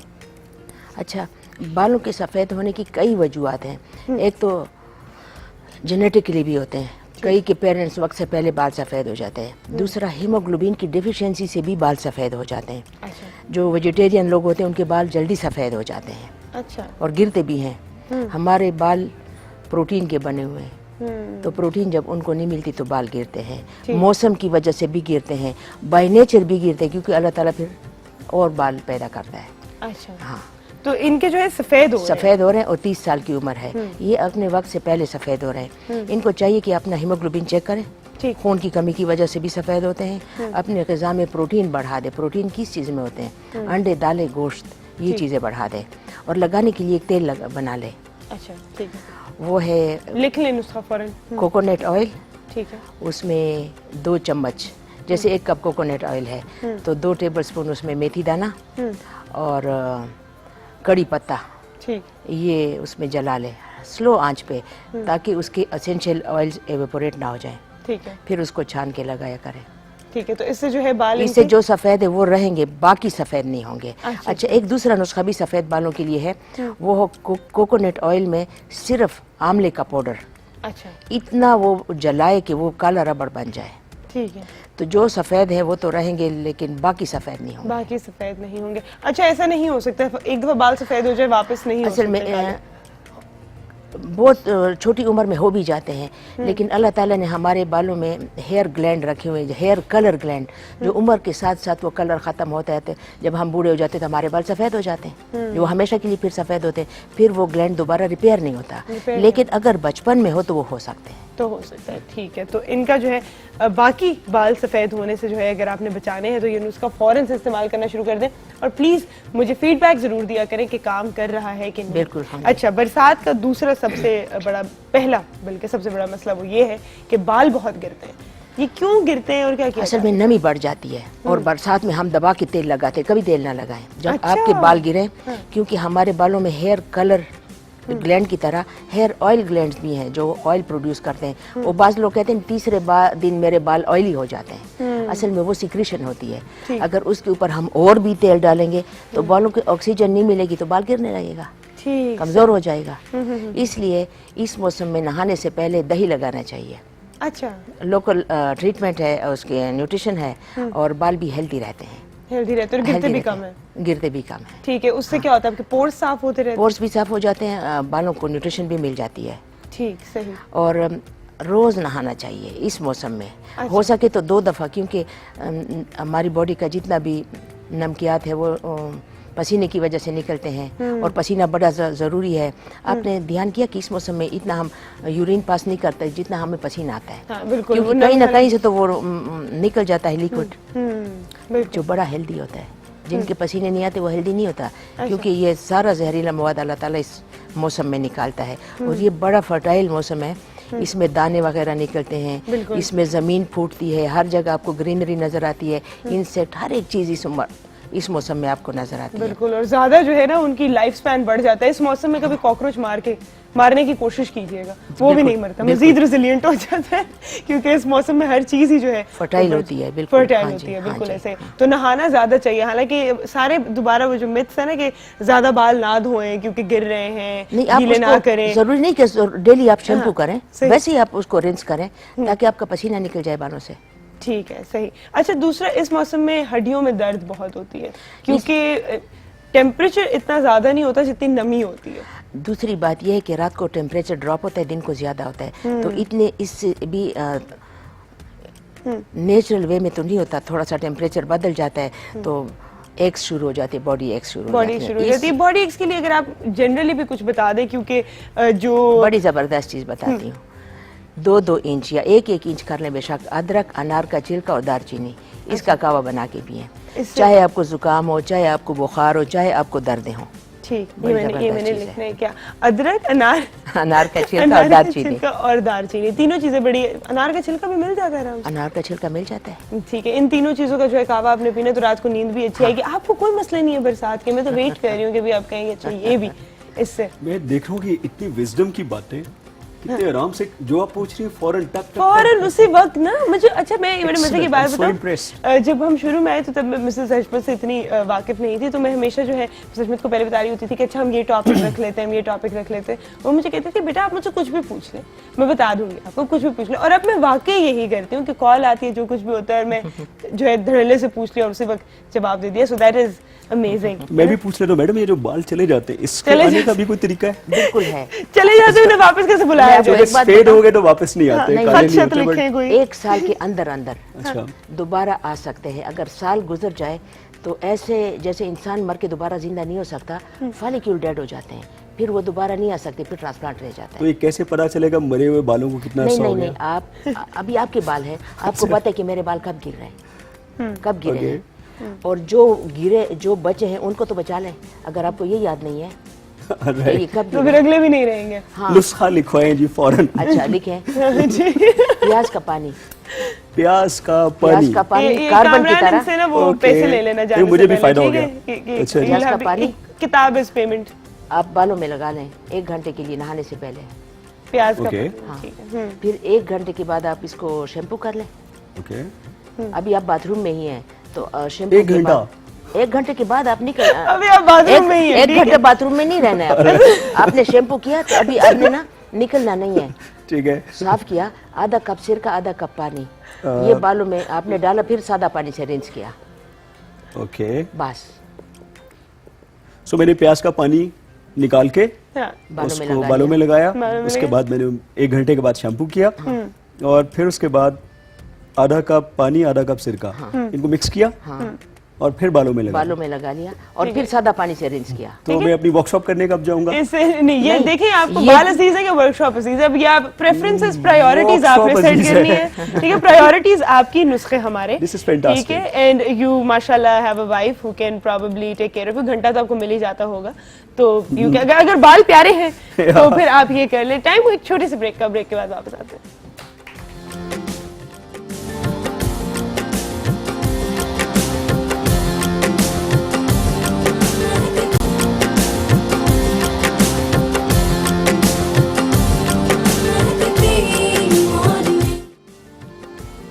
मेहकती मॉर्निंग में एक बार फिर खुशामदीद। पहले मैं आपको ये बताती चलूं कि जो हमें फ़नी वीडियो आज भेजी थी उनका नाम है नुसरत शहजादी और उन्होंने फैसलाबाद से जो है हमें ये वीडियो भेजी है। प्लीज़ हमसे जो है वीडियोस शेयर करते रहें और कोशिश करें कि अपनी पर्सनल पाकिस्तानी जो वीडियोस होती हैं वो ज़रूर शेयर करें, स्पेशली बर्थडे पार्टीज़ और ये सब कुछ। हमें ज्वाइन किया यहाँ पे निमरा ने, हमारी ड्रेस डिज़ाइनर। अस्सलाम वालेकुम। वालेकुम अस्सलाम, कैसी हैं आप? मैं बिल्कुल ठीक हूँ, आप कैसी हैं? मैं बिल्कुल सही हूँ और आज मौसम भी काफ़ी अच्छा है। मौसम बहुत बहुत खूबसूरत है एंड आई कांट वेट कि हम यहाँ से जो है रैप अप करें और उसके बाद बाहर जाके एंजॉय करें और बारिश होती है और ह्यूमिडिटी हमेशा ज्यादा हो जाती है, लेकिन आज थोड़ी सी कम है और ठंड भी है, थोड़ी सी फील हो रहा है ऐसा। ऐसा तो है। अस्सलाम वालेकुम आसिफ साहब, कैसे हैं आप? वालेकुम सलाम, ठीक ठाक। ठीक ठाक है। मैं बिल्कुल ठीक ठाक हूँ। किधर गायब हो गए थे आप बीच में? इधर ही था। वैसे आप छोड़ के चले गए थे, बहुत तंग कर दिया था हमने आपको। ईद की वजह से काफी बिजी है ना, ऐसे ही था। अच्छा, बहुत खूबसूरत ड्रेस यहाँ पर पड़ा है, इसके बारे में हमें कुछ बताइए। ये आज रेशम का काम हो रहा है और आप देख सकते हैं कि अभी ये बिल्कुल कंप्लीट नहीं है, स्टार्ट हुआ है, आप कह सकते हैं। ये स्टार्ट है अभी इसमें बिल्कुल आप देख सकते हैं क्लोजअप में। तो इस सितारा भी हमने लगाना शुरू किया है इसके अंदर और ये फुल भर जाएगा और फिर ये जाके कहीं कंप्लीट होगा। काफी इसमें डिटेलिंग है, डिजाइन में भी आप देख सकते हैं और वैसे भी बहुत प्यारा है। मुझे तो इस तरह के जो देसी कपड़े होते हैं ना, ट्रेडिशनल लुक आपके अच्छे आते हैं। कलर कॉम्बिनेशन भी हमने फ्रेश जो है ना ग्रीन के साथ हमने पर्पल का दिया है, मजेंडा जिसे आप बोल सकते हैं, तो वो। और साथ में हम आपको आज बनाना सिखाएंगे हैंडमेड टसल्स। अच्छा, जबरदस्त। धागे के जो है मैं आपको दिखा देती हूँ। ये हमने बनाए हैं, इसमें कॉम्बिनेशन हमने पर्पल और ऑफ व्हाइट का दिया है। ये वैसे मार्केट में अवेलेबल है, लेकिन जो हाथ से ये टेक्निक बहुत इजी है। अब वो साबिर आपको बता देंगे किस तरीके से हम बनाएंगे। चलिए, तो आप हमें जल्दी से बता दीजिए। ये साबिर, आप इन्हें बता दें किस तरीके से ये डोरी बनाई है। ठीक है। उसके बाद में ये मैंने इसको इकट्ठा किया सारे ये तंदों को, ठीक है। उसके तंदों को इकट्ठा करके फिर इसके साथ इसको लगा कर ना ये एक टसल बनाया। अभी ये मुकम्मल नहीं बना, अभी इसको काटूंगा, जैसे इतना हो जाएगा, एक जैसा हो जाएगा, बराबर हो जाएगा, बराबर दोनों बराबर हो जाएंगे। अच्छा, कितना ये कॉम्बिनेशन आप कोई भी सिलिए देखें, यहाँ पे धागे मैचिंग हो सकता है, मैचिंग। अब ये ना धागा ये तिल्ला इनके मैचिंग हो सकता है, ये टसलों के साथ मैचिंग बन जाएगा, वो धागे मिल जाएगा। अच्छा, कभी कभी ऐसा होता है इतना खूबसूरत आपका ड्रेस होता है आपको टसल नहीं मिलता, टसल मैचिंग का नहीं मिलता या बिल्कुल ऑफ तो वो जा रहा होता है कॉम्बिनेशन। और इसमें साथ में आप लटकाने के लिए जो है इसमें ये बीड्स यूज कर सकते हैं, हैंगिंग भी होते हैं, क्रिस्टल्स होते हैं, बॉल्स होते हैं, स्टर्डेड बॉल्स आजकल काफी चले हुए हैं, थोड़े से फैंसी लुक में होते हैं। ये सारी चीजें आप इसमें यूज कर सकते हैं जितना आप फैंसी टसल बनाना चाहें। अच्छा, हम शाजिया की तरफ भी आते हैं। आज इन्होंने पहना है बहुत ब्राइट सा फ्लोरल स्कर्ट है, इसके ऊपर ये स्क्रीन प्रिंटिंग हुई हुई है सारी। अच्छा, जबरदस्त। और बहुत हल्का सा दिया, आप किसी बर्थडे पार्टी पे आराम से स्क्रीन प्रिंटिंग। अच्छा, ऐसे लग रहा था जैसे वो जो वो नहीं होता फैब्रिक पेंट। हाँ, नहीं फैब्रिक पेंट, स्क्रीन प्रिंटिंग हुई हुई है। और फैब्रिक पेंट्स भी आप कर सकते हैं, कुछ क्रिएटिव होना चाहिए क्योंकि फैब्रिक पेंटिंग का जो ट्रेंड है वो खत्म हो गया ऑलमोस्ट, लेकिन आई थिंक हमें वो दोबारा से जगाना चाहिए वो ट्रेंड। अब तो हम सिर्फ बर्थडेज पे और इन चीजों पे जो है कभी कभी कुछ लिख के दे देते हैं। अच्छा, कहाँ से होती है स्क्रीन प्रिंटिंग और कितनी महंगी है ये? महंगी नहीं है, बिल्कुल भी क्वाइट रीजनेबल है। स्क्रीन प्रिंटिंग्स के लिए आप पहले स्क्रीन्स बनाते हैं, अपने डिजाइन जो भी आपने सेलेक्ट करने हैं उसमें 1 रंग है, 2 रंग है, 3 रंग है, उसकी एक वुडन स्क्रीन बनती है और उसके ऊपर फिर आप कलर डाल के उसकी प्लेसमेंट सारी जो है ना, जहाँ जहाँ पे भी आपने डिजाइन प्रिंट करना है, फैब्रिक को आप प्लेस करेंगे और उसके ऊपर प्रिंटिंग हो जाएगी इजीली। बेसिकली ये काफी ओल्ड मेथड है अपने डिजाइन्स को लेके आना प्रिंटिंग का। आजकल तो डिजिटल प्रिंटिंग जैसे आपने भी पहना हुआ है, मैंने भी पहना हुआ है, वो काफी इन है और काफी क्विक है वो। स्क्रीन प्रिंटिंग में आपका टाइम थोड़ा सा ज्यादा लगता है, लेकिन ये कि आपका ड्रेस अच्छा लगता है, उसमें एक अपनायत भी आती है कि आपने इतनी मेहनत से खुद प्रिंटिंग। अच्छा, आपने जो पहनी हुई है ये डिजिटल प्रिंटिंग है? ये डिजिटल प्रिंटिंग है, इसमें आप कोई सा भी डिजाइन, ये मैंने बेसिकली पेंटिंग से इंस्पायर्ड डिजाइन पहना हुआ ठीक है। है, ये सारी पेंटिंग इसके ऊपर हुई हुई है। ठीक है। तो इस तरीके से आप बहुत से क्रिएटिव डिजाइन्स डिफरेंट जो है वो कर सकते हैं बिल्कुल। और कढ़ाइयाँ शढ़ाइयाँ जो है वो तो हमेशा साथ चलती रहेंगी, पर मॉडर्न टेक्निक्स भी यूज करनी चाहिए। यहाँ पर हमारा काम होता रहेगा। निम्रा, आप मेरे साथ आ जाइए। कैसे साहब, आपके लिए जो है एक सवाल है, किसी ने किया है कि काइंडली आस्क कैसर अब्बास साहब, ये अंग्रेजी में है, मैं इसको उर्दू में करके आपसे पूछती हूँ कि मैं बहुत अकेला जो है फील करता हूँ बाहर जाने पे। इन्होंने बताया नहीं कि लड़की हैं या लड़का है, कि मैं अकेली जो है या अकेला बाहर नहीं जा सकता, बहुत ज़्यादा अंडर कॉन्फिडेंट होता हूँ, मुझे हमेशा किसी के साथ जाना पड़ता है। तो मैं किस तरह जो है अपने अंदर ये डर ख़त्म करूँ, और मैं किसी से इस बारे में बात नहीं कर सकती। एक्सलेंट। और डर को खत्म करने का एक ही तरीका है, वो पता है क्या है? बड़ा सिंपल, जंप इनटू इट, है ना? Just face it. अच्छा। मुझे याद है कि मेरे कोच हैं आरिफ अनीस, मैं उनके साथ ही हेल्ड माय हैंड, और मुझे इतनी आदत हो गई थी सुंदर आरिफ के साथ रहने की कि मैं उसके बगैर सांस भी नहीं ले सकता था। अच्छा। तो one day Arif told me that he is travelling back to Multan where he was setting up a big institution.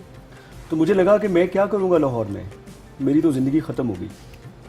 So eight times जो अच्छे कोचेज होते हैं, जो अच्छे टीचर्स होते हैं, वो जानबूझ के आपको तन्हा छोड़ते हैं, बिकॉज आप तन्हाई को फेस नहीं करेंगे। हम अपने बच्चों को भी बड़ा प्रोटेक्टिव रखते हैं। बिल्कुल। कई मेरे कुलीग्स, मेरे दोस्त मुझे कहते हैं कि मेरे बच्चे को आपकी कंपनी में इंटर्नशिप मिल जाए ताकि वो सेफ एनवायरनमेंट में रहे। सेफ एनवायरनमेंट में। तो आप इनको आप क्या कहेंगे कि मतलब ये 2-3 दफा चले जाएं खुद अकेले बाहर, या मतलब इस तरह ही ये डर खत्म होगा? इनको ये करना चाहिए, to begin with she should be just sitting in her house और ही और she whatever she is.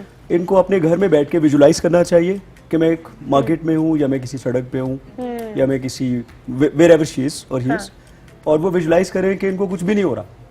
She is going, instead of होता ये कि we think of everything that can possibly go wrong. तो मैं जा रहा हूँ, अगर मैं खातून हूँ तो मुझे नजर आएगा, विजुलाइज करूंगी। अभी मैं गई नहीं बाहर, बट यहीं बैठे बैठे मैं सोचूंगी कि मुझे किसी ने छेड़ दिया, तो मुझे किसी ने तंग किया, तो मेरे साथ ये कोई इंसिडेंट हो गया। So all you need to do is you got to think, because ऐसा कुछ हो तो रहा नहीं है, लाखों के हिसाब से खवातीन रोज निकलती हैं। और टू कट यू शॉर्ट, मैं इसको थोड़ा, क्योंकि टाइम बहुत कम है, मैं एक और सवाल जो है वो मैम से भी करना चाहूंगी कि आपने अपने लिए एक सेफ एनवायरनमेंट एनविजन करनी है, और जितने भी आपके फियर्स बजाय इसके कि आप बैठ के उसके ऊपर ऑब्सेस करेंगे कि क्या गलत हो सकता है, थिंक अबाउट इट कि क्या सही हो सकता है, just go and face it like he said it. आपके लिए एक सवाल है, फरजाना गुजरावाला से पूछ रही है कि मेरी आंखों के गिर्द बहुत हल्के हैं, इसके लिए कुछ बता दीजिए। ज्यादा सोना और ज्यादा जागने से भी हल्के पड़ते हैं, ज्यादा टीवी या अखबार देखने से भी हल्के पड़ते हैं। इनकी सिर्फ एक ही इलाज है कि आप इसकी एक्सरसाइज करें। एक्सरसाइज वो कैसे? आप मुंह में पानी भर लें। अच्छा, इंटरेस्टिंग। जैसे हम मुंह में पानी भर के यूं करते हैं, फिर आंखों पे पानी छींटे मारें, तो ये दोनों एक्सरसाइज, ब्लड सर्कुलेशन आपकी बढ़ेगी और आपकी हल्के खत्म होंगे। जबरदस्त भाई, ये तो मैंने पहले नहीं सुना था बिल्कुल भी। आप अभी खुद सोच लें, खुद आप सोच लें, अभी यूं करके और यूं करें, सर्कुलेशन बढ़ेगी। एक तो लाइफ लाइन्स आपकी रिलैक्स होंगी, और दूसरा आपके हल्के जो है वो भी कम हो जाएंगे। और ज्यादा सोए मत और ज्यादा जागे मत। Excess of everything is bad, you know. Excess of everything is bad. Proper time पे सोएं, प्रॉपर टाइम पे जागे। जो लोग बहुत देर तक रात को जागते हैं और फिर जो दिन में सो जाते हैं, उनके भी हल्के पड़ते हैं। बिल्कुल। तो एक प्रॉपर टाइम भी होगा। ठीक है जी, आज का टाइम जो है हमारा खत्म होता जा रहा है शो का। मैं सबका शुक्रिया अदा करूंगी। Thank you so much for being here. Thank you Qaiser साहब for being here. Thank you my dears for being here. आप सब अपना बहुत बहुत ख्याल रखिएगा। महकती मॉर्निंग, महके हर पल जिंदगी। अल्लाह ताला आप सबको अपने हिफ्ज़ मान में रखे। Have a wonderful weekend. आपसे मुलाकात होगी इंशाल्लाह मंडे को। आज का शो जो है कैसर साहब रैप करेंगे चंद छोटी छोटी टिप्स कॉन्फिडेंस की देके हमारे ऑडियंस को। आई हैव लाइक 30 सेकंड्स और सो। या श्योर। एक समंदर में बड़ी तोगयानी थी और लहरें बार बार टकरा रही थी साहिल के साथ। तो अचानक एक लहर ने, छोटी लहर ने बड़ी लहर से कहा कि मुझे लगता है कि अभी मैं भी टकराऊंगी समंदर में जाके साहिल के साथ और हमेशा के लिए पाश पाश हो जाऊंगी। क्या यही मेरी जिंदगी है? तो उस बड़ी लहर ने मुस्कुरा के उसकी तरफ देखा और कहा कि डरो नहीं, खुद को पहचानो, तुम लहर नहीं हो, तुम समंदर हो। क्या बात। तुम एक बहुत बड़े समंदर का हिस्सा हो। क्या बात।